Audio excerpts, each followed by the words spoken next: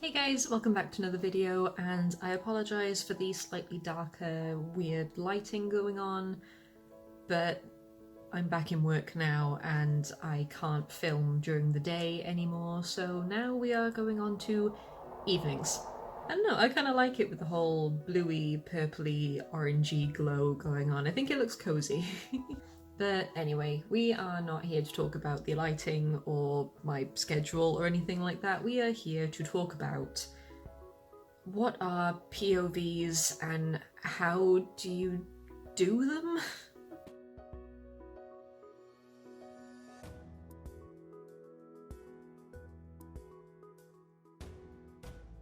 How do you do them?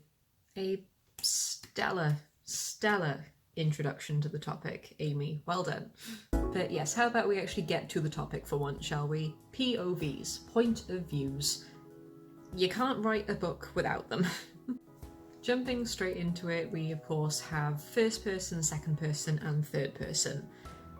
They are pretty self-explanatory for the most part. However, when you actually get into it, there are definite pros and cons, and God knows how you actually settled into picking one of them for your story, because they're all good. They're just tricky in their own way. So let's break them down, shall we? First up, we have first person. This is when I am telling the story. I'm sorry, my brain just went to Pirates of the Caribbean. I'm telling the story. But it's true, the story is shown from one person's perspective where you see the inside of their mind and you are reading it as if you are the one on the adventure. I travelled here. I said this. I went to this place. I felt, I heard, I saw. This is very common with fantasy and adventure tropes because it pulls you into the skin of the main character.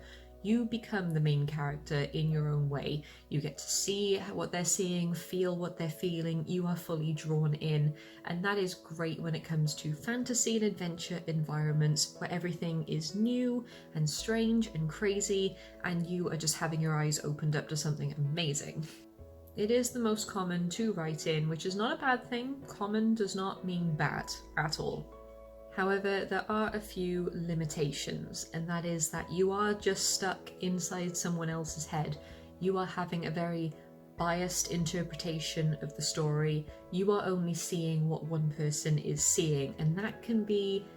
It's immersive because you are in the skin of that main character, but it is also very distracting if you don't connect to that character, if you don't connect to what's going on, and you're forced to see things from only one perspective. It can be very restrictive in a way. Again, with pros and cons. I have read some amazing books that have been from first person, however, there is also the risk of not really connecting with your audience, especially if other characters seem far more interesting.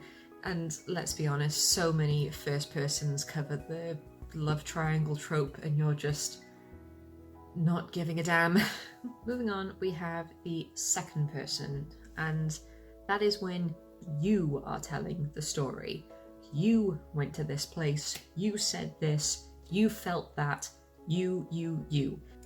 This is a very, very rare point of view to come across in fiction. Stories are designed to draw you in, to take you on an adventure. So you would be following a group of people that you can relate to, or from inside one person's mind where you are introduced to something new. It is very rare that you are being told that you are actually going on this adventure, you are the one doing all of these things. But it can be very effective because it does draw you in. If you are being told this is how you are feeling and this is what you are doing, then you do feel like you are in that world. However, when it comes to pros and cons, it is a very tricky issue to cover, because as a writer, how can you predict what someone is going to be feeling when you're not writing about characters that you've created? How can you predict what your readers are going to be thinking during a situation that you are controlling? It's a very blunt and direct way of writing, which brings a lot of challenges in that right. However, there's always a however. There is always a however. It does draw you in, it does show a good level of skill, and it does give the reader something to relate to. It's just very rare. And when an issue is so rare in writing, it's hard to make a proper judgment and cover about it because there just isn't a lot of material. I think the only time...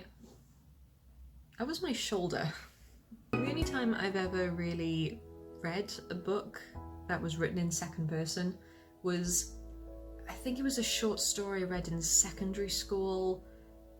I don't want to say how long ago it was because that's just depressing, but it was a stream of consciousness where it was saying about your trip just to visit your family member, and it didn't stop from your mind.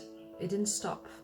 Your mind didn't stop. It focused on what you were thinking from the moment you left the house to the moment you arrived at your relatives. And there was just no focus whatsoever because it was a stream of consciousness. It was just whatever was coming into your mind at the time, and then you're thinking about the time, but then you're thinking, what time is it? What time will you get there? Oh, you're thinking about your relatives now. It doesn't stop, and that was a whirlwind to read. But that's just one example. And we're going on a tangent again. Moving on, we have third person, and this is another common one, but it is very clever because it splits into two different categories. The first one we have is third person limited, and that is when you are reading about what he, she, they are doing and what they are thinking, what he is saying, what she is wanting, that kind of thing, but you're only focusing on one person. So even though you are writing about someone else, you are reading about someone else, you are focusing just on that person, just on what that one individual is going through, what that person is feeling, what their adventure is. There will be other characters, but you are only inside the mind of one. It's immersive, it lets you get attached to a character, it lets you form opinions about a character, it still lets you see the world in a brand new way, as if it was in first person, but with the additional step back hindsight where you are allowed to form your own opinions. You are not just relying on one person, you get to see things around them, you just also see how they are responding to it, giving you free rein to be like, I don't think they should have done that, or I would have reacted differently, but it's interesting that this main character is doing this. It gives you a little bit more freedom. It also adds a great layer of mystery because when you are only inside the head of one person, you do not know what other people are thinking, and that can lead to a lot of juicy fun. But when writing, and when you are writing about theys and other people, it can be tricky to keep focus. It's hard to keep neutral, because when you have decided that you are writing in third person, there is always a part of you that wants to branch out and say as much as you can, because unlike I's and you's, you are able to be a bit more free and describe more things and explore other people's mindsets, but you are only in the one person, and it's very hard to keep yourself restrained. But that is where the second part comes in.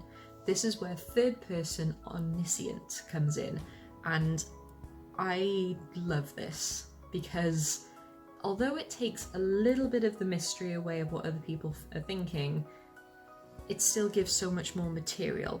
This is when you are still doing the narrative from he, she, they's perspective, talking about somebody else, not being in the mind, not talking about you, it is someone else. But the perspective changes from not just one person, but anybody. It is all free reign. So in one scene you could be from Jenny's perspective, where you're talking about her confusion because she's just stumbled into this new world, and in the next scene you're in the perspective of, I don't know, Stephen, who is fully aware of this world and what's going on and is just making fun of the newbie that's tagging along. Then all of a sudden you're from the perspective of the bad guy and you're learning little hints about what their big evil plan is and how they're going to stop stop the good guys, stop the bad guys. They are a bad guy. Maybe there's multiple bad guys all at war with each other. You can have that option. It gives more character development, it gives more chances to see the world, and it just makes things so much bigger. But in saying that, it also makes things harder to keep focus. For example, you can quite easily turn your book into a stream of consciousness where you think you're in the mindset of person A, but then out of nowhere, when person A says this, you suddenly jump to person B's response to it, and suddenly you're in their head, and the reader's just like, which person am I meant to be focusing on right now? That is when you split things into scenes and each person has their own scene. Because otherwise it can be a little bit of a cluster truck. The story that I'm writing at the moment, Branded, that is third person omniscient.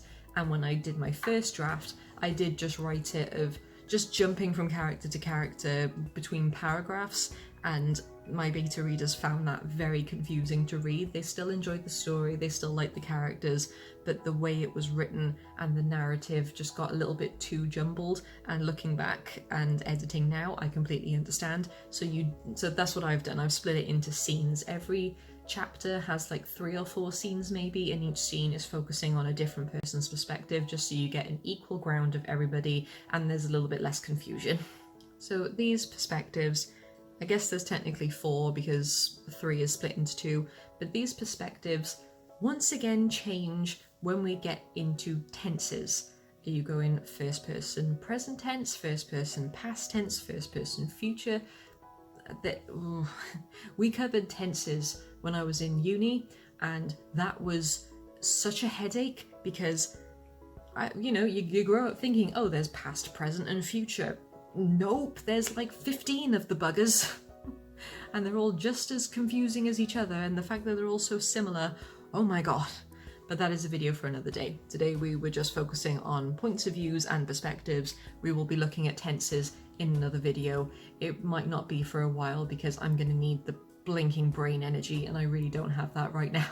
So yeah, I hope this helped in some way. I hope this gave some sort of clarity. I'm sorry if it felt a bit rushed. I'm just very, very tired and I still want to make fun content for you guys, but getting back into a routine and everything is proving a bit of a struggle. But yeah, I thought that perspectives and points of views was a pretty fun topic and is relatively easy to cover, mostly because I've avoided tenses for now, but like I said, that will be another video. But yeah, I hope this helped in some way. Let me know what point of view you guys prefer to write in and why. If you have any recommendations for books written in any tense, I'd love to hear it. And I hope you're staying safe, I hope you're doing well, and I will see you all in the next video. Goodbye, my scribblers.